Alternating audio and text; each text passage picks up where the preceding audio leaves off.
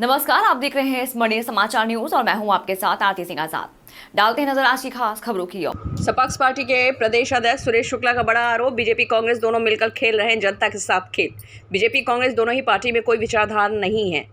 दोनों ही पार्टी के लोग जिनकी सत्ता आने वाली होती है वहीं पर मुड़ जाते हैं, जिन्हें कहते हैं बिन पेंदी का लोटा। सुरेश शुक्ला ने बताया कि पार्टी ने 5 प्रत्याशियों की घोषणा कर दी, जिसमें कोलारस, चुरहट, अशोकनगर, सिरोज, मंडला शामिल हैं। इस बार इस सपाक्स पार्टी बनाएगी अपनी सरकार। बीजेपी और आम आदमी पार्टी, लगभग समाज पार्टी कुछ उम्मीदवार घोषणा कर दी है। सपाक्स पार्टी क्या कब बेटन बाज में है या कब तक घोषित कर देगी उम्मीदवार? देखो, सपाक्स पार्टी ने सोमवार को 5 प्रत्याशियों की घोषणा कर चुकी है। आपको शायद ज्ञात होगा, कोलारस, सिरोंज, अशोकनगर, चोरहट और मंडला 5 जगह घोषणा कर चुकी है और प्रत्याशी लगातार हमारे सभी संपर्क में हैं। सभी लोगों का बात कर रहे हैं, कौन कैसा है, किसका पूरा फीडबैक ले रहे हैं, क्योंकि जो जितनी भी अभी घटक हैं, आम आदमी, बीजेपी, कांग्रेस, ये जाति की आधार पर ये घटक बना, लेकिन हमारा आधार अलग है। हमें योग्य व्यक्तियों को लाना है और वो व्यक्ति हमें चाहिए जो सपाक्स पार्टी की विचारधारा से सहमत है। ऐसा व्यक्ति हमें कोई नहीं चाहिए जो दलबदलू तरीके का नेता हो। बीजेपी कांग्रेस की आपने बात की तो दोनों पार्टियों में एक से नेता है। शाम के देखो तो वो बीजेपी में और सुबह देखो तो वो कांग्रेस में है। दलबदलू नेताओं जो होते हैं उनको कहते हैं बिना पेंदी के लोटे। उनकी कोई विचारधारा नहीं होती है, वो तो जिसकी सत्ता आने की होती है उस समय मुड़ जाते हैं। तो उनकी एक विचारधारा तो कुछ है नहीं, क्योंकि वोट जो है पैसों के बल पे लोग बाग जीतने का प्रयास करते हैं, लेकिन समय अब ख़त्म हो गया, पैसे के बल पे नहीं, अब विचारधारा के बल पे। और गरीबी का कौन गरीबों के लिए काम कर सकता है, कौन मध्यम वर्ग की सोच रखता है, कौन जनता के बीच इस तरीके जनता को सब सुविधाएँ दे सकता है, और इस प्रकार के उनके साथ जनता इस बार आएगी। बीजेपी कहीं ना कहीं डेली नई नई घोषणाएं कर रही है, क्या इससे आपके वोटर्स पे कोई फर्क पड़ेगा या कैंडिडेट पे? देखिएगा, जो बीजेपी घोषणाएं कर रही है वो तो पहले से भी कर रही है। आज कोई पहली बार घोषणा, 20 साल से घोषणा तो कर रहे हैं। कोई आप चाहे रोजगार की बात कर लो, आज 37 लाख से ज़्यादा लोग, युवा युवतियाँ रजिस्टर्ड हैं। कितने को रोजगार दिया है? मात्र करीब पूरे अभी देखी जाए तो 50,000 लोगों को भी रोजगार नहीं दे पाई है। इसी प्रकार आपने देखा प्राइवेट सेक्टर में भी उन्होंने मात्र 2 से 2.5 लाख लोगों को रोजगार दिए। वो सक्षम नहीं है।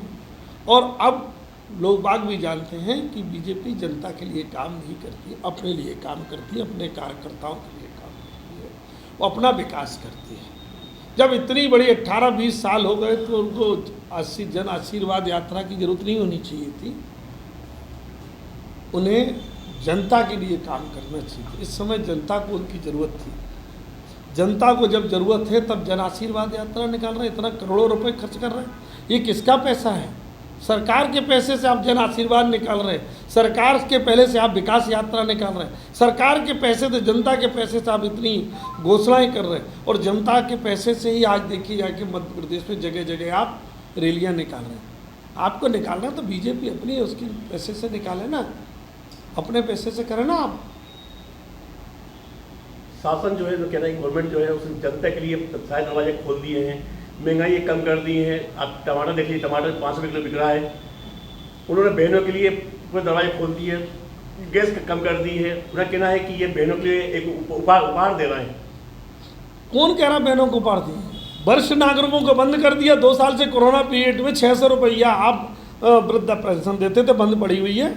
अभी आपने बोला ये तो सब बेवकूफ़ बनाने का फंडा है, कहीं कुछ नहीं कर दिया इन्होंने ना। टमाटर को तो लोगों को टमाटर का आपने महंगा कर दिया, पर नीचे कम कर दिया। पेट्रोल भी वही है रेट, गैस सिलेंडर कौन सा कम कर दिया? ये तो जनता को बेवकूफ़ बनाना है कि जितनी जल्दी जनता बेवकूफ़ बन जाए। अगर ये तो 18 साल से कम क्यों नहीं कर दिया? 3 साल पहले क्यों नहीं किया? 3 साल से तो उनकी सरकार थी ना। आज जब चुनाव आ गए, जब आपको आन पड़ी कि आप जनता की मुझे ज़रूरत है, तब जनता के बीच जा रहा। और जनता को जब ज़रूरत थी तब आप अपने कमरे में बैठे आराम से मलाई खा रहे थे। तो जनता बेवकूफ़ नहीं है, जनता भी होशियार हो गई, जनता भी पढ़ी लिखी हो गई। और जनता भी जानती है कि ये सब वोट की राजनीति जनता को भ्रमित करने का काम है। बाकी बीजेपी का कोई, जो कांग्रेस विपक्ष बैठी हुई है वो भी कुछ कहने को तैयार नहीं है। इससे साफ जाहिर है कि दोनों पार्टियां एक सी हैं, एक नागनाथ और एक सांपनाथ। सर कहीं ना कहीं आपकी पार्टी जितने कभी उतार रही है, जो भी जीत के आएंगे, किसी की सरकार में शामिल होंगे, किसी की पार्टी समर्थन देंगे। देखिएगा, हम सत्ता में हम जब जीत कर के आएंगे, 10 आएंगे, 20 आएंगे, 25 आएंगे, 50 आएंगे, ये तो हम बता नहीं सकते, लेकिन हम उसको ही देंगे जो हमारी विचारधारा का होगा।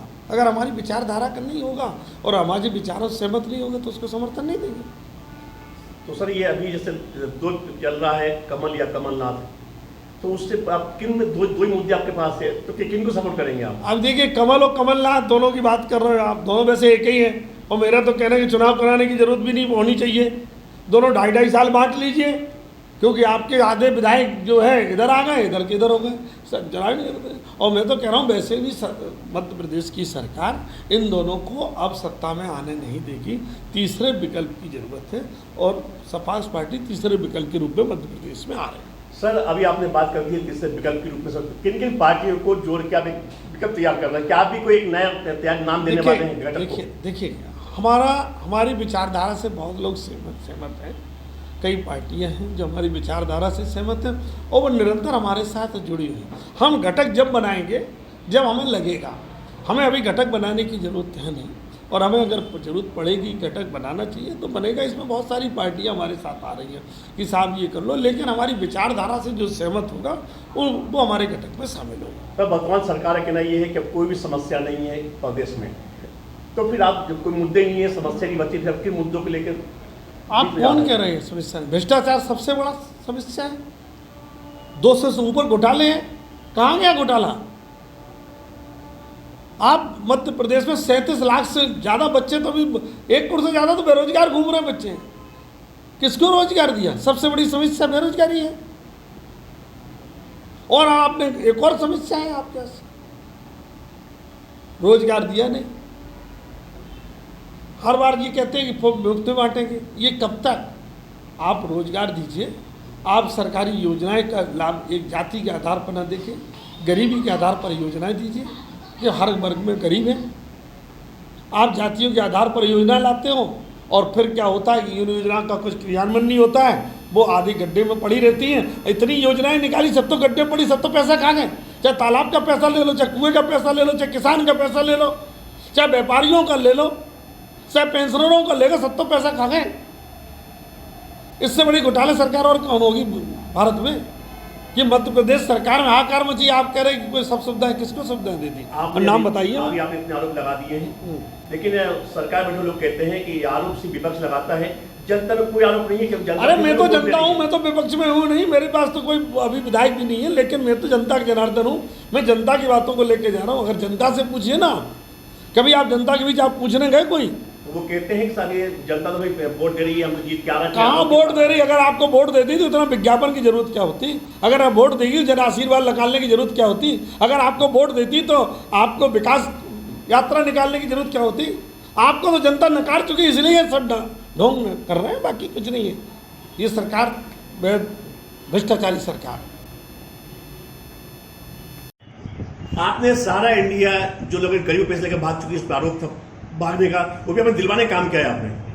देखो, सारा इंडिया का पैसा मध्य प्रदेश में 1 करोड़ से ज़्यादा जमा करता है और 20 से 22 हज़ार करोड़ रुपये सारा इंडिया का, लोगों को भी पता है। और भी कंपनियां, लेकिन सारा इंडिया एक ऐसी कंपनी थी जिसमें दोनों पार्टियां इन्वॉल्व थी, इसलिए जनता का पैसा नहीं मिल रहा था।